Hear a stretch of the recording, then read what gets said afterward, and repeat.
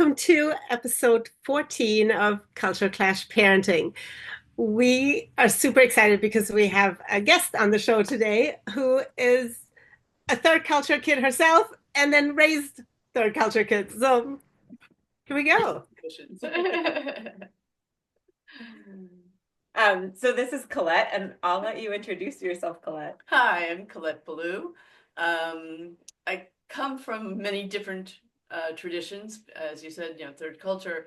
My mother was American, lived in Paris, met my father, who was Tunisian and Jewish. She was Christian. They married and had two children, moved back to the States. So it was a lot of changing and mixing and, and a lot of traditions that were sort of blended together. Wow, that's super cool. Yeah. So, Colette, then you did have children yourself and you raised them with what traditions? Well, once again, traditional things were blended once again because I had some Tunisian background. I had some choices from my father's side of the family. I had choices from my mother's side of the family. I lived with my mother, so it was a little bit more, my mother's family was a little stronger in the traditions, but she also insisted that we include the Judaic side because she had learned a lot about it. And so my kids are probably a little bit of mixed American, but my husband's family was from a very deep American from Texas. So you couldn't get more American than that. Didn't really like it when I spoke to my children in French, so that was a tough one. But I did introduce the French family to my children at a young age. We came here quite a lot because my father still lived in France.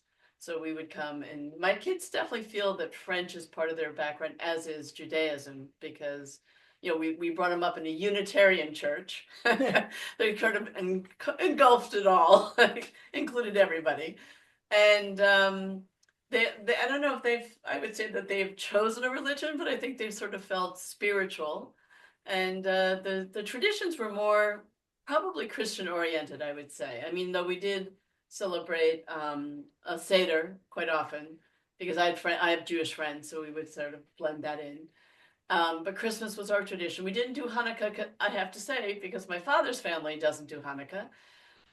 They're Sephardic, so their tradition was not Hanukkah. They would celebrate the Festival of Lights, and they would light the Hanukkah candles, but it was more about the religious and celebration and gratefulness that the Judaism survived. It wasn't the commercialism. It wasn't about Christmas gifts. I mean, it was very funny. Gifts were not a part of my father's family at all. I remember surprising first my aunt, because when I was living in France, it was my birthday, and I was like preparing for the birthday. She's September 11th. I'm the 19th. And I was like, oh, it's her birthday. I have to get her something. And my father looked at me like, what? You're getting her a gift? It's her birthday. Yes, I'm getting her a gift. I'm living with her. I'm going to get her a gift. And so she didn't know what to do with it. She'd never been given a birthday gift. So that was kind of interesting. And then, of course, after it's like, what? I'm expecting a birthday gift. It's my birthday the next week. And it was a little rough not getting one, but it's okay. I didn't know that about Sephardic Jews, though. Mostly Ashkenazi Jews, but I'm pretty sure there's one aunt that's Sephardic, and I didn't, because her family's from Greece, and but she always gave us gifts. I don't. That's maybe it's just my father's family. Who knows? They were poor. They didn't end up that way, but they did start out that way. I just think it was one of those things that they didn't celebrate birthdays. They just don't. I mean, It wasn't. They didn't single you out on your birthday, which Hanukkah as well. I didn't know they don't celebrate Hanukkah. They did not celebrate. How did I never know this? Yeah, just the candles. It was nothing else. It was lighting of the candles and saying the prayers, but there was no gifts. There was no dreidel. There was no chocolates. There was nothing. I mean, I remember my grandmother talking about how Hanukkah was getting like all commercialized, right? Yeah. Like that when she was growing, I mean, she's Ashkenazi, but like growing up in Belgium, like Hanukkah is not a very big religious holiday. It's a historical holiday, right? Exactly. So you light the candles, but yeah, it wasn't about gifts. It was Right. just that all the Christian kids were getting gifts for Maybe Christmas. that's where it came from, exactly. And then the Jewish kids were like, we want gifts. I grew up in Westchester, Connecticut, Westchester County in New York, and outside the city. And I remember getting quite a few phone calls over the years because my last name is Cohen. So they're like, why haven't you joined the synagogue? And I was like, well, because in your tradition, I'm not Jewish. And they're like, what do you mean? Your name's Cohen. Yeah, but my mother's But my Christian. mother's not. Oh, but then that would stop for a while until the new rabbi came. But we always found out, like we didn't get bar mitzvah, we didn't get bas mitzvah, and there was always that whole tradition around me because there were quite a few Jews in the town I lived in. So, I have to say the town of Rye, their synagogue was much more liberal, much more probably reformed as opposed to Orthodox. And Yeah, we have a Reformed synagogue here, and I think the rabbi is female. And my kids have been there, even oh, though I was a shiksa. so there was a lot more of that where so I felt in tune with some of my Jewish friends in high school because they were more reformed. They were not so Eastern European, maybe from background, but not in their traditions. Yeah. So it was interesting. They were all going on kibbutzes in the summer and summer camps, and so I learned a lot of Israeli dances and we talked a lot about Zionism and Israel, and because their parents, a lot of their grandparents were Holocaust survivors, so they'd come to the States. So it was interesting. It was a very different background. So when I was talking to my children about things, the Cohen name obviously was a very big part of what my tradition was. And so they connected with that, which was kind of interesting. So I remember thinking, when we were in France this visit, my daughters and I, because my father has passed away, and my sister is living in his house, and she's cleaning out a lot of his closets and boxes and things that he's been holding on to for thousands of years. And there's like one box had 2,500 pieces of art of my father's. Now he's an architect by profession, but he liked to doodle and play and draw, and he worked quite a bit with Paris Scope, so that was part of his background. So my daughters were looking at this thing, and he kept changing his name. He went from just having it signed Cohen to having it signed LEC Cohen. Then he changed to Clay, CLE, because his middle name is E. So it was like very interesting. It was just so they were like, oh, the Cohen, they were really connecting to the Cohen side because he was very intellectual, and so they're looking at these political cartoons that he had done, and it was just very funny. And they were like, yes, I feel I can sense my roots here. So Did he publish them? I'm The sorry. political cartoons and the art, did he publish those? He had published quite a few of them in the Paris Scope, which was a political magazine in the 60s and 70s. Okay. He had a lot of things published about his architecture more than his art. His art came later. He did it all along, but it became his focus towards the end of his life because he had a stroke at a young age and had to stop being professional, had to quit, had to retire very early. I think he wasn't even 50. And he moved to the country and thought, oh, well, I'm an artist now because I'm in the country. So he worked with clay, he worked with wood, he did watercolors, he did pen and ink drawings. It's just like, I couldn't believe it. A lot of this work I'd never seen before. So it was very interesting to go through it. So cool. Yeah, it was very, so my daughters have always felt not quite the same way I did, one foot in one culture and another foot in the other culture. I think my daughters really felt the blend of tradition more.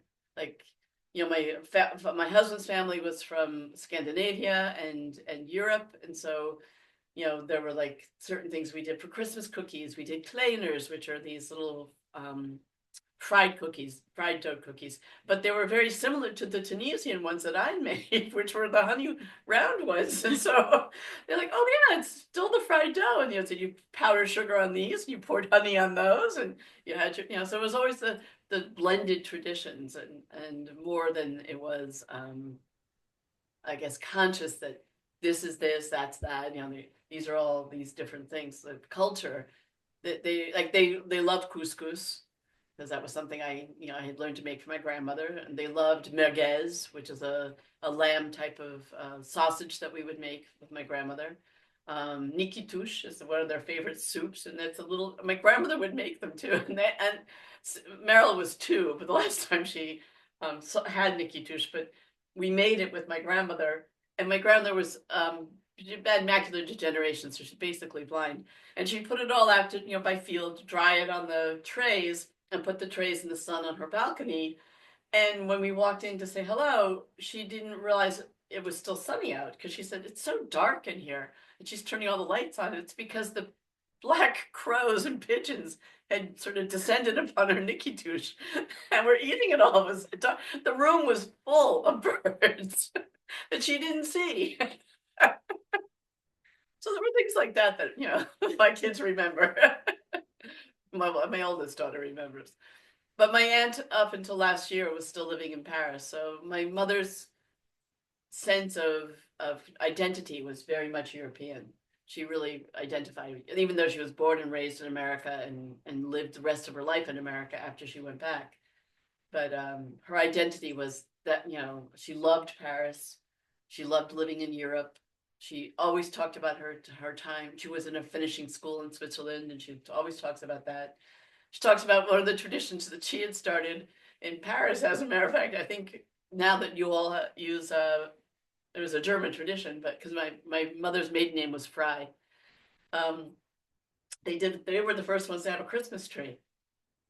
And nobody in Paris did that. And so my grandfather actually went to the Luxembourg Gardens and cut down a little pine tree that was just growing and brought it in. And brought it in, and they had the big bow window where they lived and in their apartment. So you set it up in the window with lights, and it was like people kept coming by to see the tree and the lights in the window because they had American lights. They didn't have the candles, which would be more traditional of the Germans, but. So the people they could have sold tickets because there were so many people that walked down this little tiny street to see the lights in the window. When our Christmas episode and Hanukkah episode, we talked about Candy Cane Lane. Yeah. The first Candy Cane Lane in Paris. In 1949 or whatever it was. It was after the war. It was 1952 maybe, but it was So those blending things were very much a part of what I grew up with. Because I don't think anybody said that in their lives that they were American. They were Canadian American, they were German American, they were Tunisian, so there was always that additional cultural blend into the American part. So and my mom's family was from all over the place, so yeah. It wasn't one tradition or another. It was just like, this is what we do. I remember growing up, I called a load of laundry a Bendix. For the longest time, I didn't know that wasn't what you said for laundry because that's what my grandmother said. And Bendix was the machine that she washed it in. Oh. We're doing a Bendix. I'm like, okay, so you'd all get your whatever you wanted to add to the load of laundry. That's why the British call it hoovering, right? Like the hoovering, exactly. Yeah, the same thing. Yeah, it's the same thing. Very funny. Very interesting. It was a very different blending of a third generation. It was, because immigrants, and then, when we talk about today in the US, they often talk about DACA and, parents bringing their children in. And my parents did the same thing. We came into the country illegally. We didn't know we did that, but we did. My parents thought they had done it right. They went to the embassy. They thought they had done everything right. And then we get to the States and they stamped the passport, and here we were. It was when we were registering for school. Because my mom had a French preschool, so we didn't go to school. My sister and I did not go to school immediately at kindergarten. So my sister was probably 8, so I would have been 5.5. And the school said, well, where are their papers? Like, where their citizenship, like where the social security card, all those things that you're supposed to have when you register your child. My mom's like, I don't have that. What do you mean? So it was her first children. She didn't know. So she's figuring out. So she realized we were not registered as Americans. We couldn't get social security cards for a while. because we hadn't registered. We should have had green cards, but we didn't have those. We had to get them. And then that, oh my God, the process. Because what people naturally assumed, and this is still today, what people naturally assume, you're born of American, you're American. Yeah. And my father was already losing his citizenship because Tunisia in the 60s was getting their independence. So anybody who was born there that was Jewish could not claim children. But so my father wasn't even trying. So my mom said, "Oh, you're American." So we're on her passport. We get stamped. We're in the country.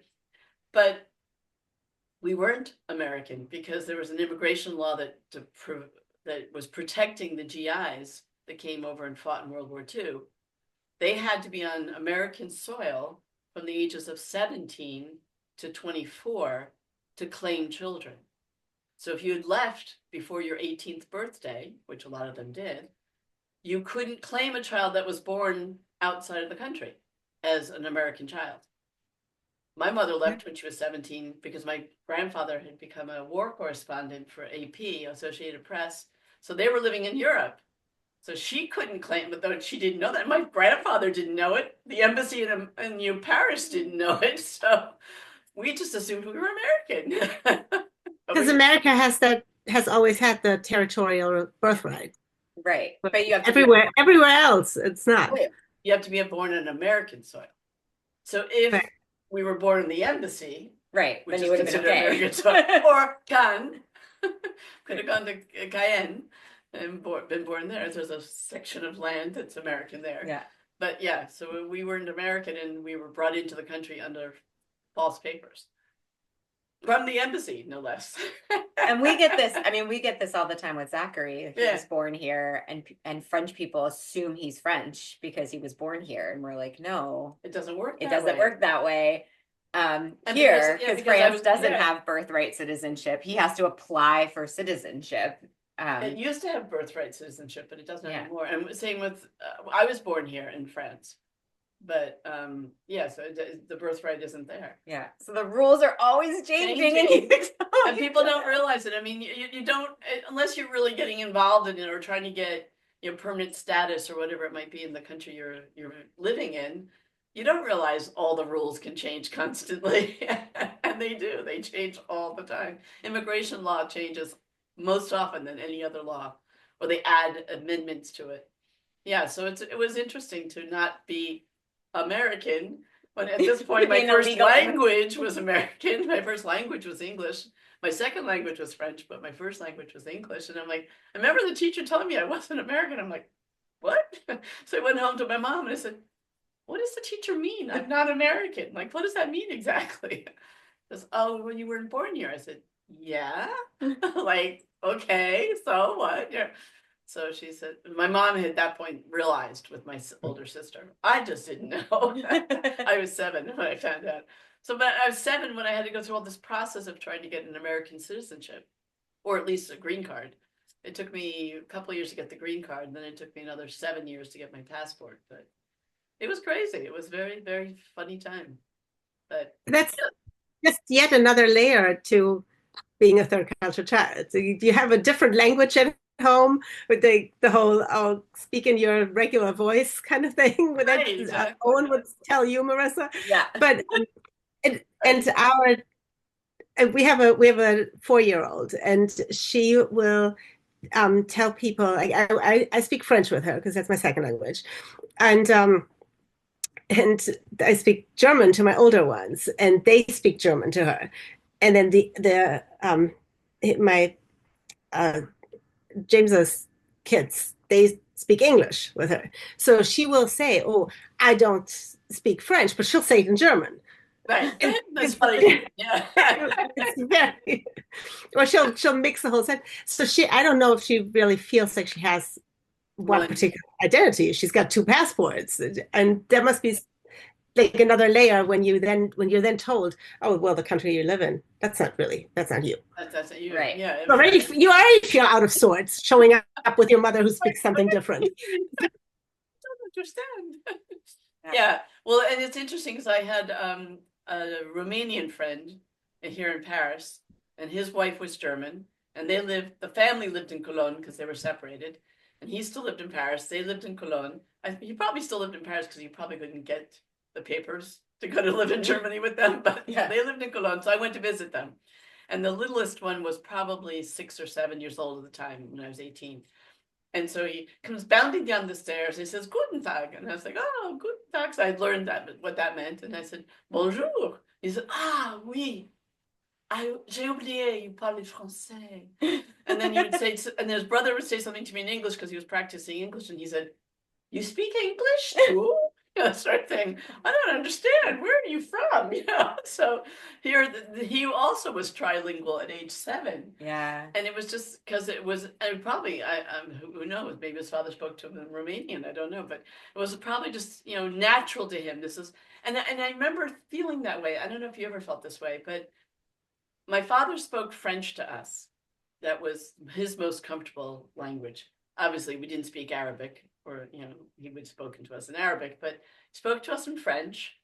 And so I never spoke to my father in English. And so when my kids came for the first time, I'm speaking to them in English, but I would turn and tell my father, and he understood English. He went to school in the States, so he spoke English, but never spoke it to me. So I would turn to my father to say something in French. I'd turn to my daughter to say it to in English, and realizing I'm just changing tracks constantly. It's exhausting. But what was interesting is I never thought in English. I never thought of translating when I spoke to my father. I just spoke to him in French because that's how I spoke to him. Yeah. And to me, it was like, this is the way we communicate. Like, even though my cousins all spoke English, they didn't really speak to me in English when I was living here. But I can't speak to them in English. It sounds weird. Yeah. Speaking to my father in English didn't sound right. I had like a weird voice. It was like I was translating the French in my head. It was just weird. But yeah, that was the communication language, was to speak to him in French, not to try to do anything else. We've talked about this on other episodes because like with my mom, similar, right? Like she and her mom would just constantly be, and family would constantly be switching languages. Like they'd start one sentence in one language and in another. And in another. Yeah, and she still does that. But in part because of my dad, who was really uncomfortable not understanding, and also the time where they were like, oh, it's better for the kid's brain to speak one language. And we were in a majority English country. She spoke to us in English, and then when she would speak to us in Portuguese, I would say, speak in your regular voice. So that's where that came from. And so we've talked about this before, and both my kids it's very like you can see the look on their face when I speak to them in French, because like if a friend is over, or if we're at a restaurant or something and I'm tired, and so like my brain doesn't function as quickly. If I say something to them in French, they're both like, who are you? And you used to say speak normal. If I was in your French, regular voice. And my mom's totally like karma. But it's so fascinating, your story, Astrid, because obviously when we met and with your first two, like you were speaking German and you still speak German with them. And then I remember when you were pregnant with Cora, you were like, I'm going to speak French with her. And you're like, I'm not sure how I'm gonna, like, I know I can, but also it's gonna be different because it was so. It's another introduction. But also you were used to talking to your children in German, and then it was like, here's my child, and I'm supposed to speak to her in French. Not supposed to, like choosing to. Right? Is her father a French speaker? No, he speaks. As he likes to say, I speak English on a good day. So he's very American, and he doesn't speak either German or French. So he said to me, well, when we first met, I was still working at the French school. My kids were going to the French school, my first two. And actually, my daughter and I at that time were pretty much exclusively speaking French, because we would drive to school together, come back home, the whole day it was in French until their father got home. So even though the first 5 years I raised her completely in German, she picked up the French super fast, and then it just kind of rolled from there. So he heard me speak a lot of French when we first met, and then when our daughter was born, he said, well, I don't understand either, and French sounds nicer, which, to be perfectly honest, he's got a point. Another point. I agree with him on that. I have to hear one of these languages all day long. Oh, I'd rather go for the French. It sounds sexier. But I teach at a German school on Saturdays. I teach adults at the German school, but they also have kids classes. So I take her now, and she's been picking that up much, much better than just having my kids speak with her for 2 hours a day, Yeah. No, that's great. I think it's the best thing you can do for a child is to give them, because I realize now it's almost like I can feel the tracks of language. So in English, I don't feel it, but if I start speaking French, I feel like the track gets moved over one. And I also speak Spanish, so it gets moved over two. And then when I try to put the Italian in there, it's like, whoa, yeah. So I can feel it, like it's almost like a train on tracks. It's very interesting, yeah. But I think it's communication. I think what's most interesting about it, and that's why I also try to speak all the different languages with my kids, and it is because one, it makes your brain, like you said, it makes your brain go from different tracks, but it also, I think, makes them more likely to try and understand where somebody else is coming from. Like, I read lips while people are talking, because from that I can already tell, like my brain will tell me what language they're talking before it realizes exactly what language it is, right? Yeah. And also, one of the things that I always find fascinating is, depending on what language I'm thinking in or speaking in, I will picture different things. So if I'm thinking bread, I'm thinking, the sliced Wonder Bread type stuff. If I'm thinking pain, I'm thinking, like the thinner baguette. And if I'm thinking brot, it's crusty and dark, right. and dark, oval shaped. Yeah. And it's, panini, again, is something completely different. So I can totally understand that. Yeah. It's interesting because I remember, and I think Astrid, we talked about this, not on an episode, but at one point when my grandmother was passing away, she like systematically lost the languages in the reverse order that she learned them. So like on the last day of her life, or the last day that she spoke, she was only speaking Flemish, which nobody except my uncle understood. Right. Like, and it was so bizarre to watch that process, because like I didn't even know that Flemish was really her first language, like because she had grown up in this house with multiple languages, but it was the language that she was spoken to the most by her nanny. And then she was in school in Antwerp, which was Flemish speaking Belgium, right? So even though they had 3 national languages and they at schools learned all 3, they started in Flemish. And it was just really interesting to watch this person who who had communicated in all these different languages, who would flow from one to another, to go back to the core. I mean, I always think of that as like the core of who she was in terms of language, right? But then watching people be like, oh, like I don't know what she's saying. Like she's not speaking English anymore. Like, oh, now she's like, now she's not speaking Portuguese anymore. Like now she's not speaking like French anymore. It was like this, like, oh, like, and so it's really, I think the way the brain works is so fascinating. Yeah, and very much so. And when you watch a kid and then hearing your example of like that you're visualizing things differently because the word is connected to an image in your brain. And like a cultural image. And I mean, cultural like image. when you're saying bread, the way, it's a cultural image. It's very interesting. Yeah. And so it's interesting to think like how our kids see that, right? Because your kids have visited many different places as well. But like, I'm curious, like when we were out with your girls last week, right? And we were talking about the pain au chocolat versus the chocolatine, right? Like even like I'm team chocolatine. So you'll love this story. We were in a restaurant in Bordeaux, across from the train station, and on the menu it said pain au chocolat. So Colette's daughter ordered pain au chocolat because that's what it said on the menu, even though she knew we were in chocolatine land. And the waiter was like, chocolatine? Like, and he was Paris like, chocolat, yeah, pain au chocolat, Bordeaux chocolatine. Kind of about it, and Meryl was like, "Well, I mean, it says pain au chocolat on the menu."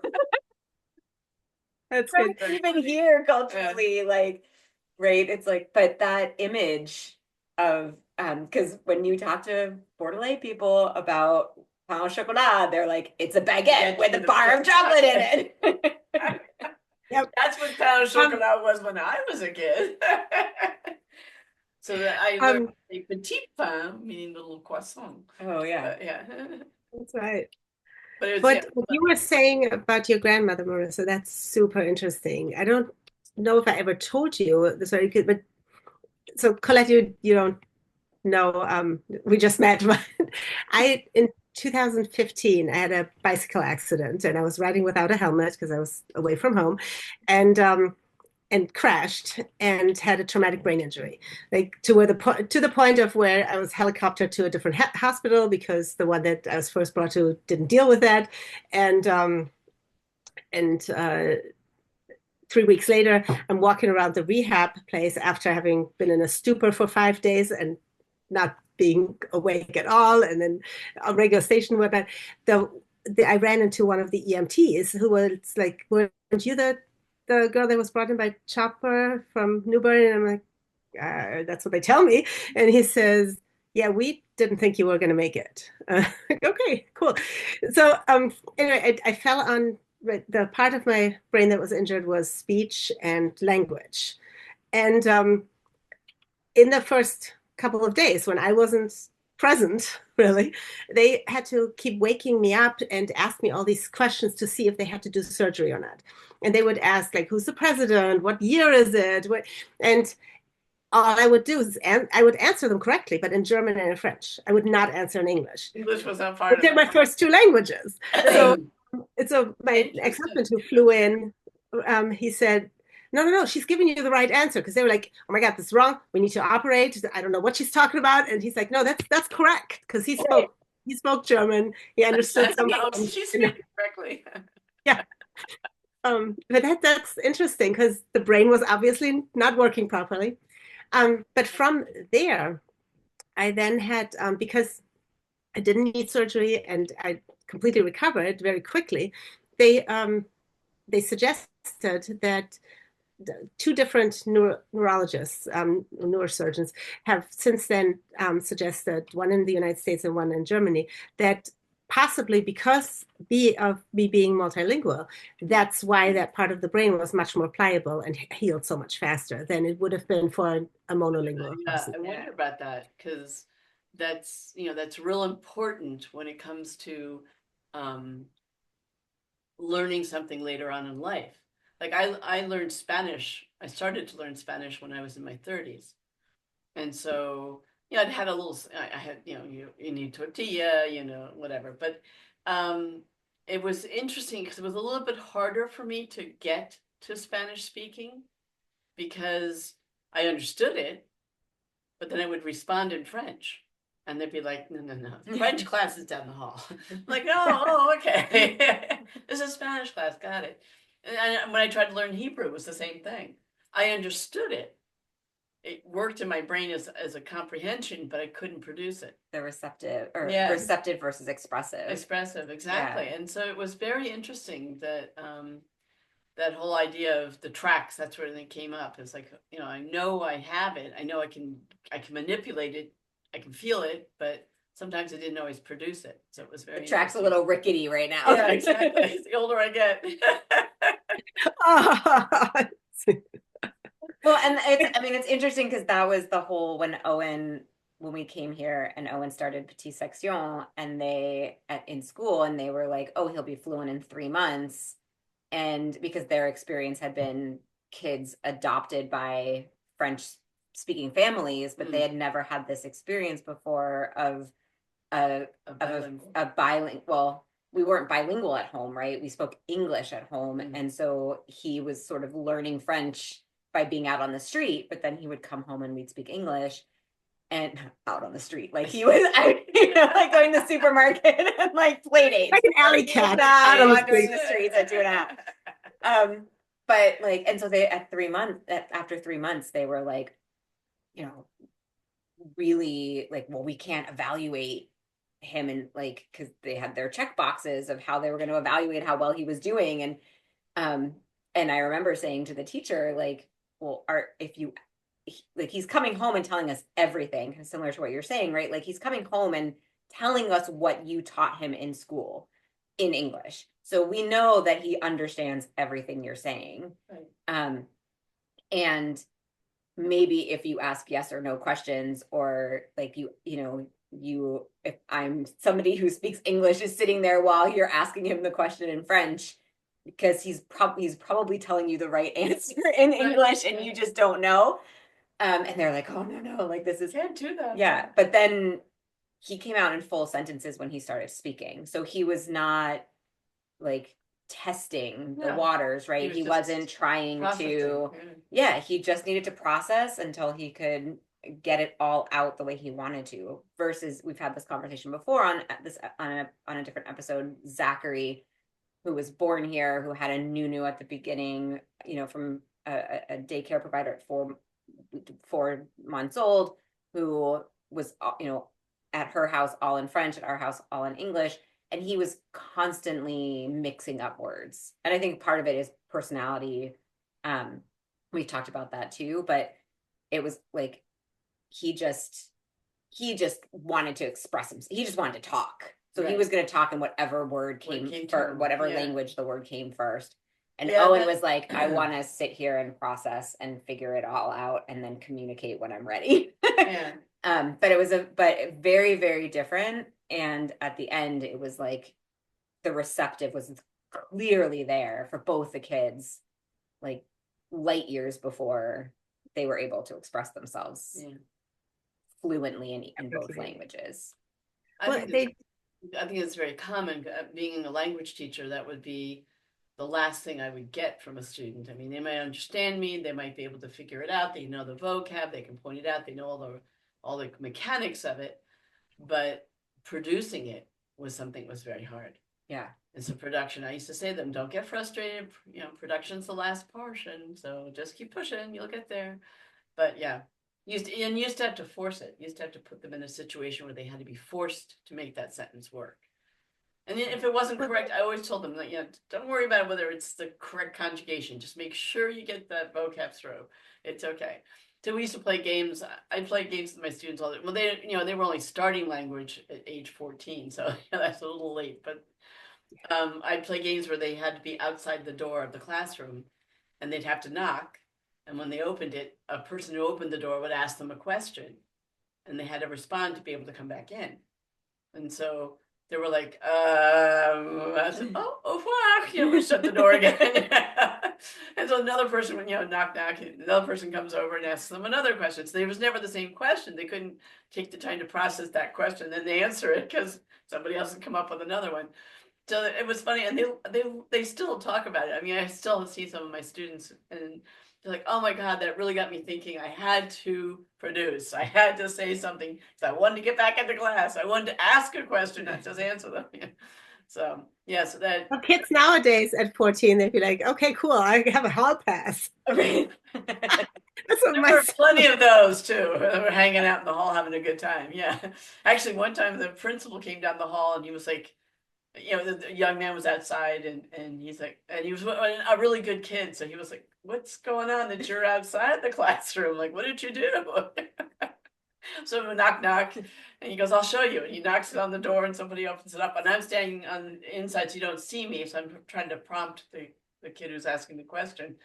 But and I could hear the principal's voice. So I look out, and I'm like, oh, we're fine. We're just playing a game. It's fine. He's not in trouble. Everything okay in here? Everything's fine. And now you may come back in. No matter what the answer. We gave him a pass. They did when at the French immersion school. we try to sandwich the stuff in the very beginning in kindergarten. We spoke like 75% English, 25% French, and then it reversed after a while because the kids would come at age 5 and not have had any exposure to French before. Right, right. But or we would sandwich it to where we would say a sentence in French, then say it in English, and then say it in French again. And the studies have shown that it takes around 18 months for somebody to become fluent in another language, because it takes around 18 months for a child to start speaking in complete Right, and to sentences. hear it all that time. Yeah, Yeah. yeah. No, it makes a difference. And I was when I retired, I was tutoring a young lady who was in a bilingual school in New York. And her parents had moved up to Narrowsburg, New York, which is in the country, and they were a little worried that she was going to lose it. And she was about 7, and they asked me if I'd tutor. And I was like, "Ugh, I didn't want to do that." And so I said, Just retire. "Okay, I'll tell you what. If I'm going to do it, I'm going to charge you a lot of money, just so you know." And they're like, "Oh, well, whatever." So I put a huge price tag on it. They said, "Fine." And I said, "After I've met her, then we'll decide how this is going to work." So I'm thinking, oh, I don't want to go through colors and, language and, the apples and fruit. I didn't want to do all that again. So I met her, and she was so cute. I mean, the first day I drove to their house, I got there before they came back from walking from the bus. So I'm already parked, and I'm sitting in my car, and I'm thinking, okay, nobody's here, so I'll just wait a little while. And she comes running down the driveway, and she said, "Bonjour, madame, comment ça va? Oh là là, je suis ravie de vous faire connaissance." She didn't stop speaking French for the whole hour I was sitting there with her, and I thought, okay, this will be good for me, for you. So we went ahead with it, and to this day, I still keep in touch with her. Every once in a while, we text each other. But she was so adorable, and I thought, wow. So I asked the mother, "How did this happen?" And she said, "Well, it wasn't so bilingual as the school was a bilingual, but her French." The kindergarten was pretty much in French, and she was learning about things in French, like what you would learn in kindergarten, all her colors and all the numbers, but they learned about dinosaurs in French. They learned everything you would be interested in. The French was full on. There was never any explanation in English unless they needed to, or they used pictures, or they tried not to use language to explain something. They tried to use gestures and pictures, and I thought, wow, because she really had an amazing concept of the language. She at 7 was really able to hold a conversation, and it was a deep conversation. I mean, I could have asked her philosophy on education. I mean, she would have had an answer. It was just very interesting concept, and I thought, I hope she continues. But Yeah, they grow. She was really worried. The mother in the end was worried because they were going back now because the COVID was over, and they were going back to the city. And the mother had gotten another job, and the husband had gotten a different job. So they were moving back. They had this country house. They were moving back to their full-time house in the city. And she was supposed to go into Sankyam. And they were really worried because at this point, we kept it oral. I'd never tried to, because, she was just right. English, and I didn't want to confuse, the pedagogy too much. So I was just leaving it oral, and we did a lot of talking, and she would read things. She had magazines and things her mom had gotten that would come from France. So now the mother was worried, oh my God, she doesn't know how to conjugate verbs. Yeah. So trust me, she knows how to conjugate them. We'll just have to show her how they're written. Yeah. So all summer we were playing games, and I had like little flashcards, and I would put them out and say, you have to connect the verb with the subject. And she had to write an essay to get into this program. And the mother said the school was so impressed because they had interviewed her in April orally, and they were impressed with her then. But now they had asked her to do some writing, and she really couldn't do it. So they were concerned. They said, well, we'll give her the summer, and you let us know when she comes back. So she went back in August after the summer of us tutoring, and she wrote this beautiful essay about how she loved her French teacher. So I was like, wow, yes, good for you. But Franziska was super fluent at the same age, 6, 7. And she was lucky that she always had a native speaker in kindergarten, first and second grade. When she gets to third grade, she gets an American, and she comes back the first day, and I said, so how is Madame, whatever her name was? And she says, oh, elle est très gentille, mais quel drôle d'accent, maman. She has a funny accent, but she's really nice. Exactly. Especially if she's And hearing native speakers. Like, quel drôle accent. No, I was teaching English in Nepal, and so typical of kids. I had a fifth grader tell me that I wasn't saying it right. I was teaching them something that she had learned in another class, obviously with a Nepalese teacher, and I wasn't saying it right. And I said, "What do you mean?" And she says, "You don't say that right." And I said, "Well, as it's my language, native, I don't know what your other teachers say, but this is the way I say it in my country."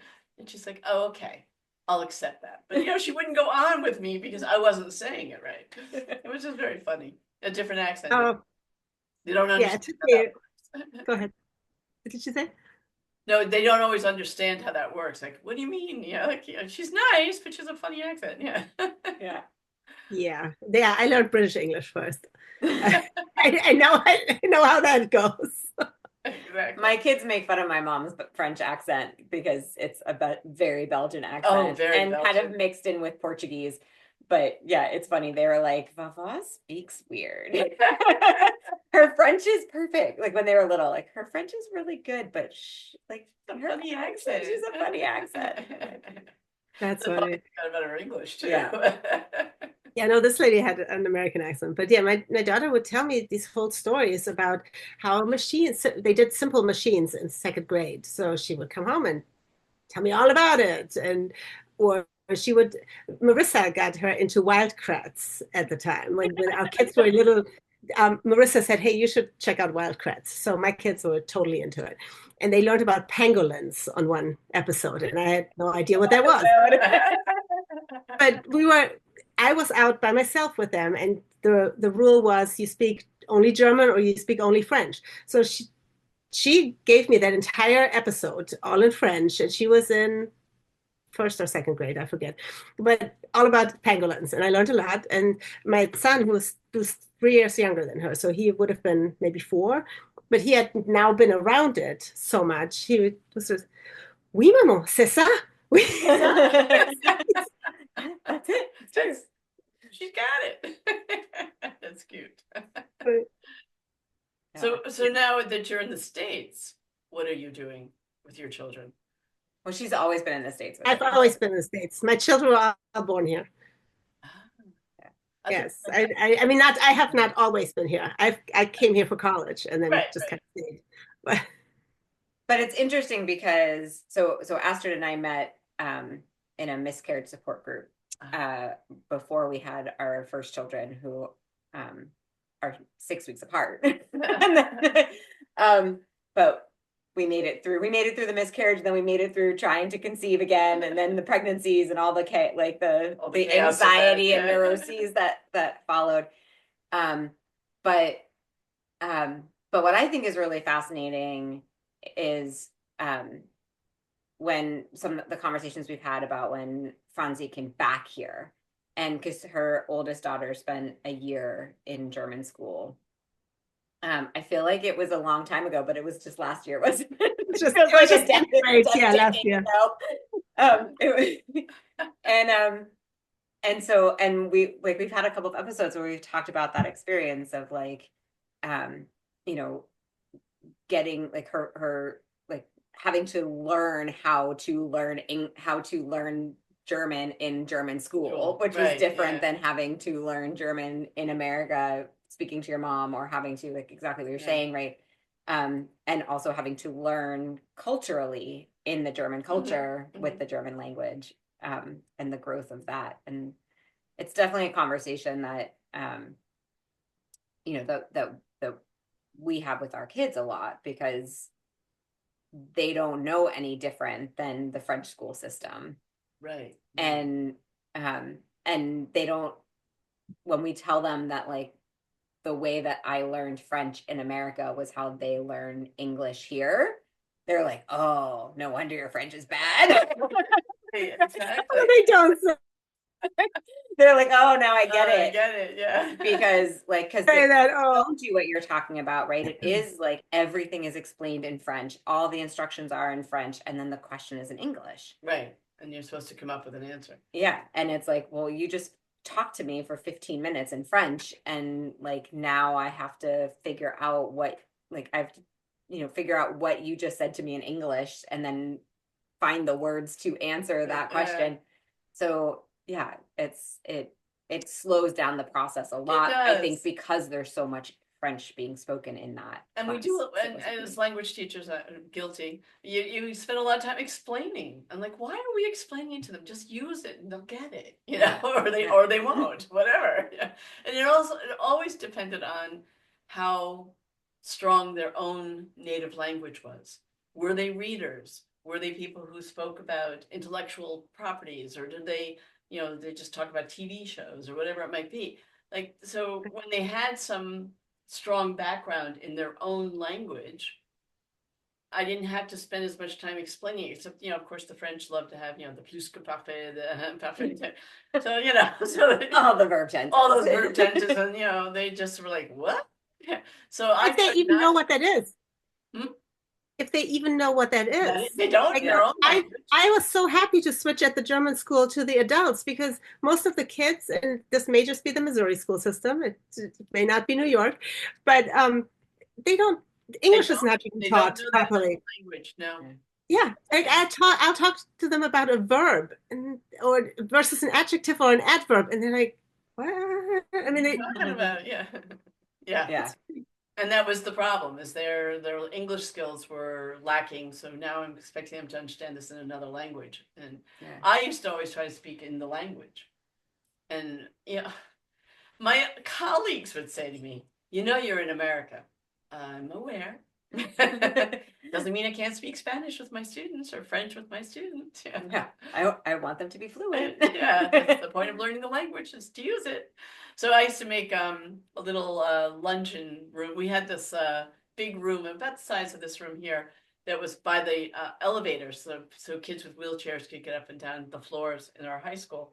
So I would just put a table in there and invite 6 kids to come have lunch with me. If you bring your lunch, bring it. If you get lunch, bring your tray. I would tell the lunch ladies, I have 6 kids today. I'm going to be up here. And we would have lunch together, but it would be in the language.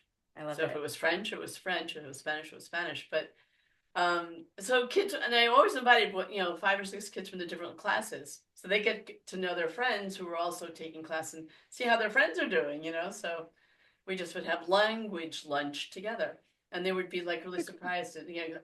I'd bring a bag, so my lunch was always in a bag, and qu'est-ce que j'ai dans mon sac? And they'd have to come up with things and ask, yes or no questions. And so it was always like, so fun of a game. Like, they could eat all they wanted and it didn't matter, but I wasn't going to eat until they had figured out what I had in my bag. So it was just to try to get them to talk. It was always that's a cute idea. I love that idea. We had to do everything we could to get them to talk, because they were like, huh? What's that? So would you invite the kids that you had previously left out in the hallway, just like kind of to make up for it? Often, especially if they got, especially if a kid was stuck in the hallway for a long time, like, maybe 2, 3, 4, 5 questions have been asked, they still hadn't answered. I'd bring them to lunch, and I would get they could sit and listen. I mean, you didn't have to talk. I might ask you some questions or ask you to say something, but it wasn't mandatory that you spoke. And so that same kid would be listening to the other kids talk. And they would be at various stages. Like, could be at Spanish level 1, or they could be at Spanish level 4, or French 1 or 4. So when they got through the lunch, because those kids usually bought lunch, so they're taking their tray back. I'd buy them an ice cream for having sat through a half hour of language without making a fuss and worrying. You deserve an ice cream today, or a cookie if they wanted a cookie from the cafeteria ladies. I'm curious, how much do you think, is like talking about cultures and stuff, like how much do you think that your experience growing up with, we started this by talking about like being so blended, right? Just added to the creativity and the patience that you had with your students? Oh, I would definitely say my experiences had a lot to do with why I taught the way I taught. Because I remember language classes like you're talking about, everything was explained in English and they would ask me a question in French and expect me to answer and spell it right, with accents and everything. But I was always trying to make it relevant. So because the way I learned faster and the way it made sense to me is because I had to speak it. So, my cousin would say, here's this, I need you to go to the store, here's the list. And I needed to understand what was on that list. So it was important because, I was picking it up for the family. So it was always relevant. And so to me, if you're going to learn a language, you had to make it relevant. You had to make it touch to the whatever you're doing, every day. So that's definitely part of it. And it was also because for the longest time, French was the secret language of my parents. They spoke to each other in French. So if you wanted to know what was going on, you had to listen carefully and sneak in there and get a word in It's how edgewise. I learned English. Yeah, yeah. So My it was parents did that in English. exactly, and so that was once again relevancy. It made a difference to what we were doing on Sunday if I understood what they were talking about, what they were planning. So yeah, so I think that had a lot to do with it, and I also understood when kids got stuck because having been stuck myself learning a language, it was like, oh yeah, I know, I see that look. I recognize that look. So yeah, so that probably had a lot to do with it, with my patience with them, and knowing that they weren't going to get it the first time around, first try. I would get upset with kids who didn't try. That was what cut you off. You're not even trying. You didn't even do your homework. Yeah, I can tell. So yeah, so there was it had a lot to do with and also understanding, like, my secret language of my grandparents was Arabic. And I would love to be able to understand that. And I understand, kif kif and j'ai la kafar, things like that. I knew, well, I could always mix some of the words they brought into it, but yeah, so that was probably because it was more relevant that they were speaking and wanted to understand it. But yeah, I would think my experiences of having been in situations where you don't know what everybody's talking about, like you can get the gist maybe, or you can get a word here and two, but they're speaking so fast you have no idea what's really going on, and all of a sudden they would say, "And qu'est-ce que tu penses?" Oh, je sais pas. Every day of my life. Yeah. Plus lentement, s'il te plaît. So I remember, I'll never forget this. I don't know if you know who Michel Bouchna is. He's a French actor who's our age now. I mean, my age, I should say. He's in the late 60s. And he was very popular in the 80s, 90s in France. He did a lot of movies, he did a lot of plays. But anyway, his father was my father's best friend from Tunisia, but he was also a doctor. And then lived on, what is that, by the Bateau Mouche, Iéna, the Quai Iéna. It's a very la-da-da neighborhood of Paris.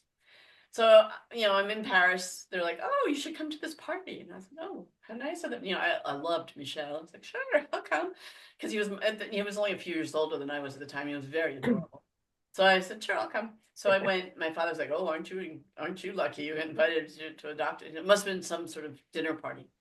Well, there was we are talking about high class, very upper echelon French people, very proper accents, and the wine and all the glasses and all the silverware. And I'm a little country bumpkin sitting here going, I don't know what to do next year. So you're just in this element that you're way out of your own comfort zone. So I'm just watching, and oh, she's using that fork. Okay, so I'll use that fork to take this now. Oh, he's using that glass. Okay, that must be for the white wine.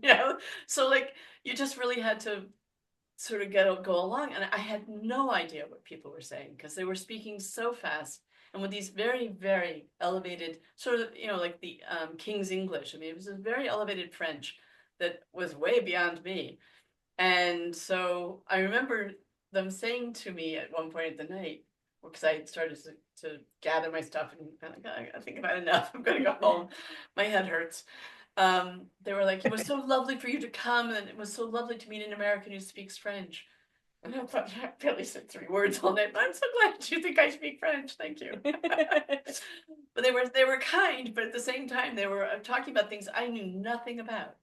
I was 18. I didn't read the newspapers. I wasn't always, on top of, I was politically involved, but I wasn't always on top of what was the French political scene. And they were talking about all sorts of, taxes and all sorts of things, and I had no clue. And I just sort of listened and watched, and I thought, that must be what my students feel like all the time. They have no clue what I'm talking about. So it was interesting. I mean, Michelle barely gave me any attention also, so that was another disappointment of the evening. Time for me to go. So, but it was funny because that definitely stuck with me as far as an experience I remember feeling uncomfortable with and out of my element and not sure what to do next, and really felt like a country bumpkin. I just like, whoa, these people were so elegantly dressed and dripping in jewelry and diamonds and rubies, and I'm like, and I remember I had one of those peace rings and a mood ring. I was definitely not of the same echelon, but it was an interesting evening for sure. I think it's so fascinating because, one of the reasons that Astrid and I, when we talk, and then we thought this would be such a wonderful podcast to do, is because these are the things that were like we were able to talk to each other because we knew each other, right? Like we knew, like, especially when I moved here and I knew, Astrid spoke French, Astrid had the experience moving to America, like there was somebody else I could talk to who got it.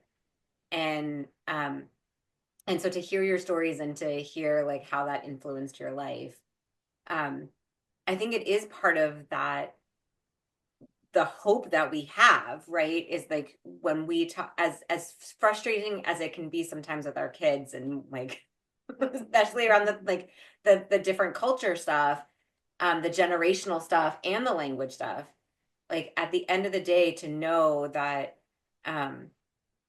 that there's going to be a time when they're looking back going, oh, that thing that happened, that experience is making me more empathic, is making me more curious, is making me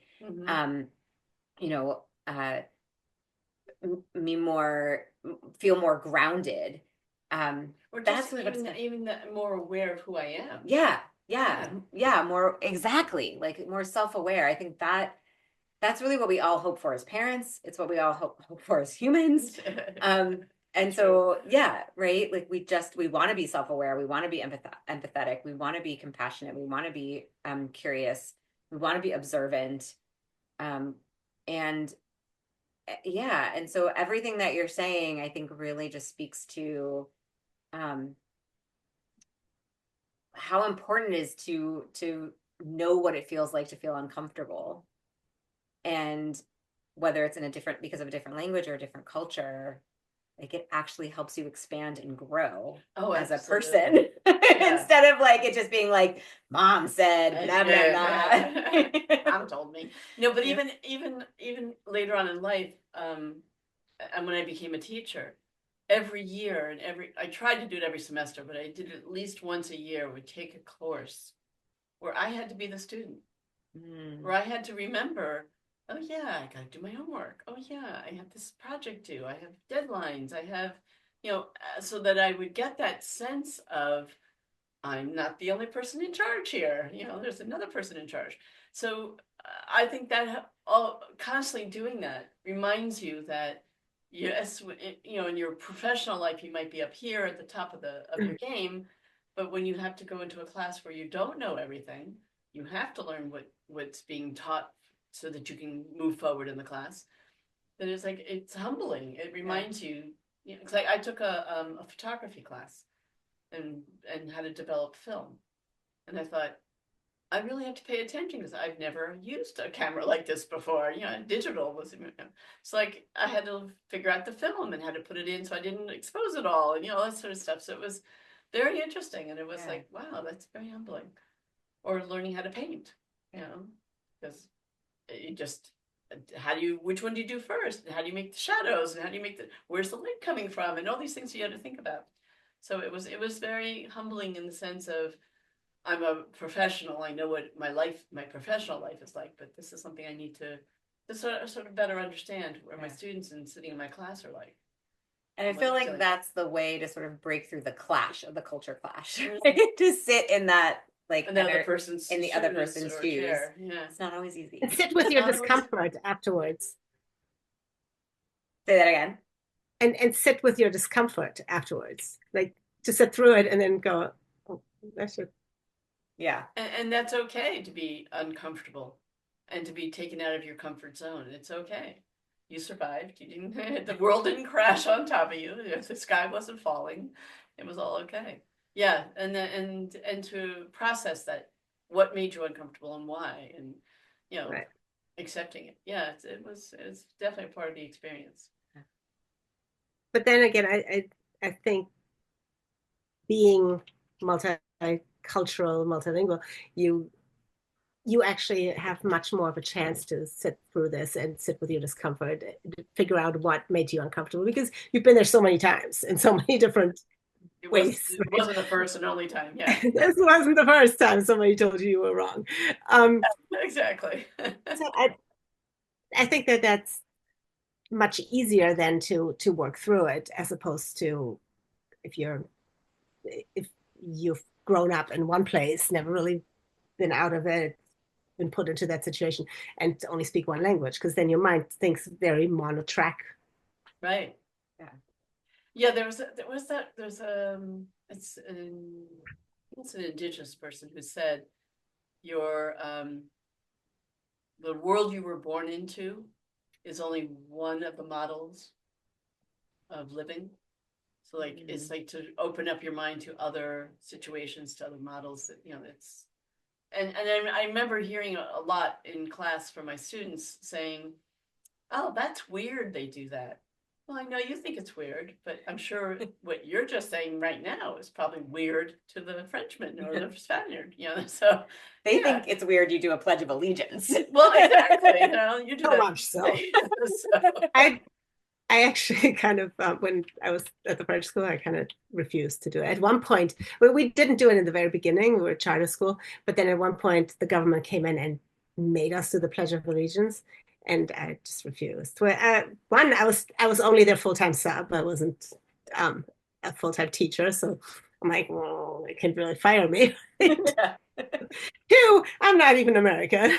Do you really want me to forget to do this again? That I don't have a passport for? I'm like, I'm not a citizen. Right. My green card does not say anything about that. I don't know. How does it go again? Can somebody else do this? I don't know. That to me is still weird. The little kids, because you can't tell me that the 5-year-old really understands it one way or the other. No idea. And it's, I mean, we're going off topic, but I think it's that kind of thing, right? When you're used to sitting in the discomfort of, I don't understand what you're talking about, or I understand every other word, but not all of it, or, or like, I don't know which paper to fill out, like, right? The administration, how it works. I'm illegally here. Owen was illegally here for a while as well, for about 3 months. Like, then in those moments when you're like, oh, this person isn't doing what I'm doing, you also get to, like, to your point, Astrid, right? It's like, instead of saying like, oh, that's so weird, it's like, oh, that's so interesting. Right. And like, even just that little language shift of going from like, her accent's funny to like, oh, she's got a cool accent. Like, she's from somewhere else. Yeah, she's from somewhere else. She learned French somewhere else. Like, we've talked about my French teacher who was from Texas. Oh yeah, like, I went from Scotland and one from Texas. And my mom, when she was y'all. Yeah, exactly. And my mom, when she yes. learned English, she had an English teacher in university who was from China, and she was oh like, Lord, like she had only been in the country for like a year and a half or 2 years, and then here she's in university, and she's like, I don't understand my English class.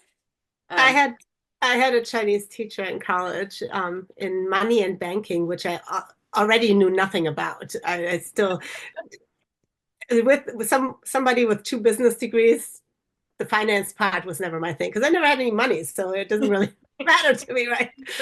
Connect. And it took me forever to understand that all the count meant over the counter. It just, I couldn't, I did really poorly in her class too. Zachary has a teacher. We were just talking about him.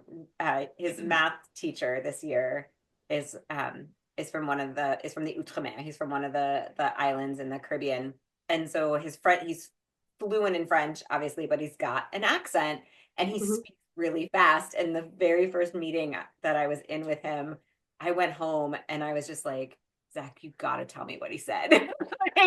And I just I was like, I think I got every word, but like again, going to that to the right, it was I didn't sit there going like I would have felt uncomfortable being like, I can't understand you, I can't understand you, I can't understand you.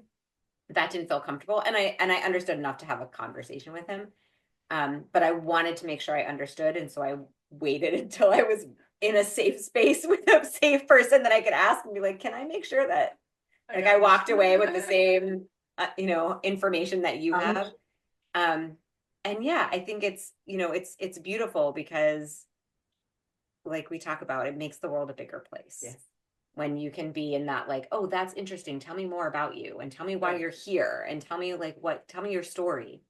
Rather than just oh, you're from Texas and you speak French and now you have to teach me and I don't understand a word you're saying. We don't say bonjour, y'all. That's just not. That's just not. Bonjour, y'all. But sure, why not? There's patois. There's there's all sorts of right. There's why not? So That is hilarious. Bonjour, y'all. yeah.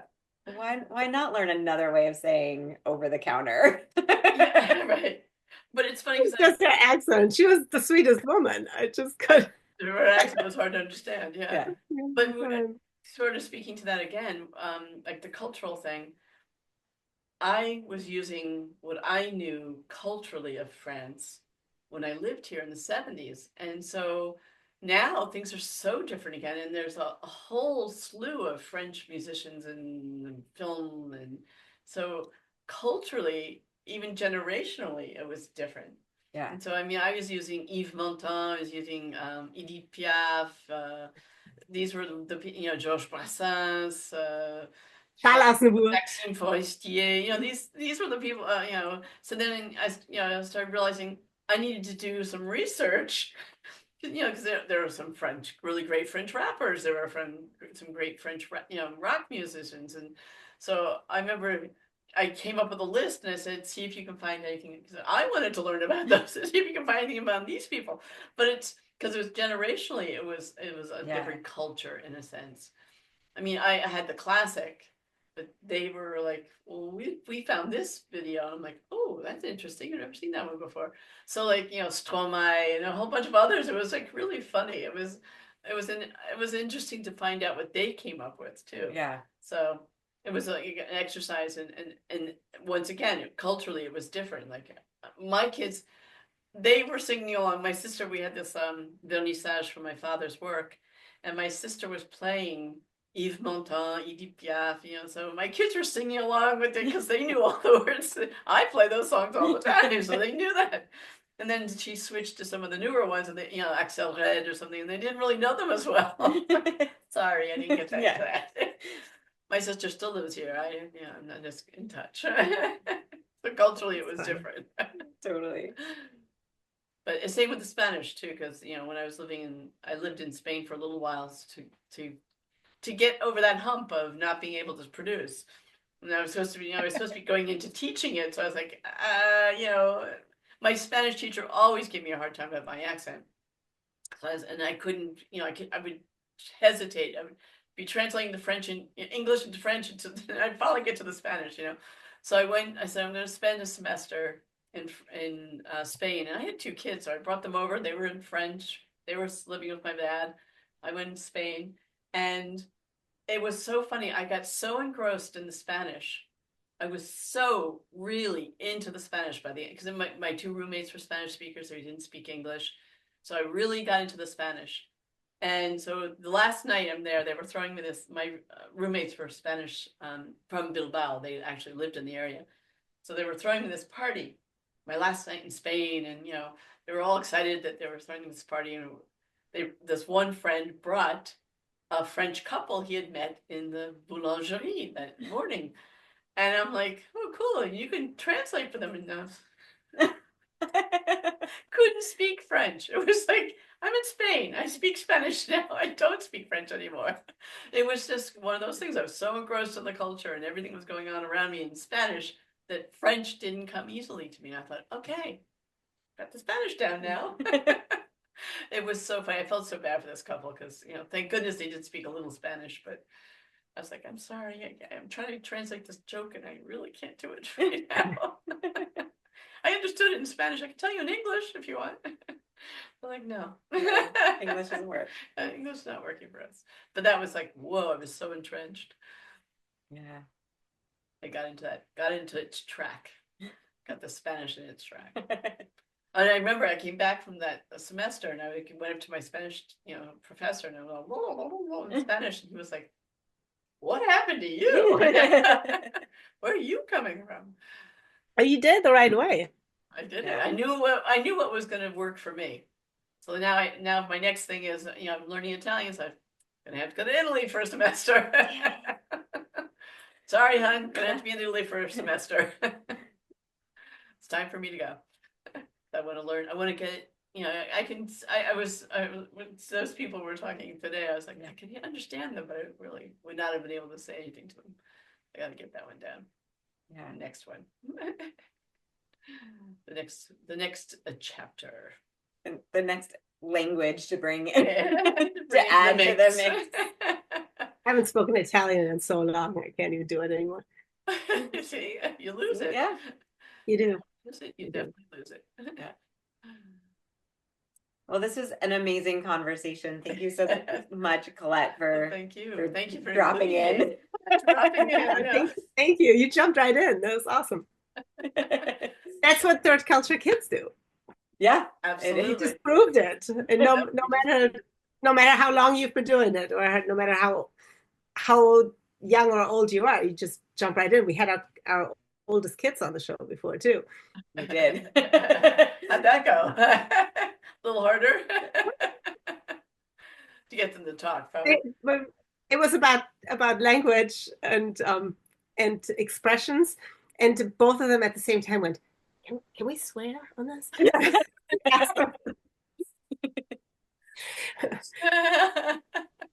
At least we raised them politely. Yeah.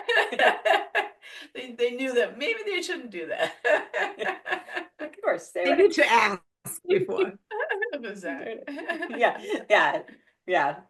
Next time we'll have to do the littler ones. Get the younger ones on the call. They won't ask that question. They'll just start swearing. Yeah, they won't ask, exactly.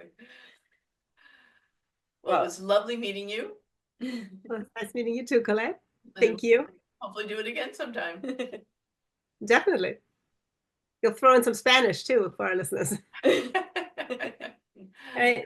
Thank you everyone for listening and watching and tuning in. And we hope to see you again soon. As always, please like and share.